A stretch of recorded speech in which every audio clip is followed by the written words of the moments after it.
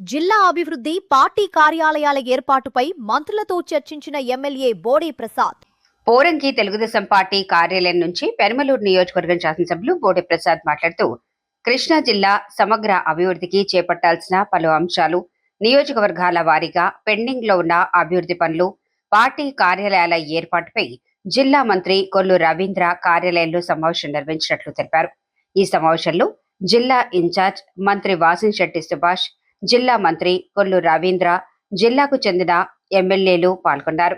జిల్లాలో ప్రజలకు అవసరమైన మౌలిక వసతులు, రహదారులు, త్రాగునీరు, పారిశుధ్యం, సాగునీటి సదుపాయాలు వంటి ప్రాధాన్యత అంశాలపై ప్రత్యేక దృష్టి సారించాలని మంత్రులతో చర్చించినట్లు ఎమ్మెల్యే బోడి ప్రసాద్ గారు తెలిపారు. ప్రభుత్వం చేపడుతున్న అభివృద్ధి కార్యక్రమాలను ప్రజలకు మరింత చేరువ చేయడంతో పాటు నియోజకవర్గాల్లో ప్రజా సమస్యలను త్వరితగతిన పరిష్కరించేలా అధికారులు, ప్రజాప్రతినిధులు సమన్వయంతో పనిచేయాల్సిన అవసరం ఉందన్నారు.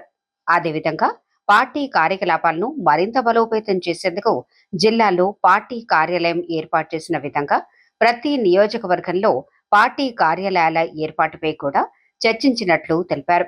పార్టీ కార్యాలయాలు కార్యకర్తలకు అందుబాటులో ఉండటంతో పాటు ప్రజల సమస్యలను తెలుసుకుని వాటిని ప్రభుత్వం దృష్టికి తీసుకెళ్లే వేదికగా పనిచేసేలా ఏర్పాట్లు చేయాలని నిర్ణయించినట్లు పేర్కొన్నారు.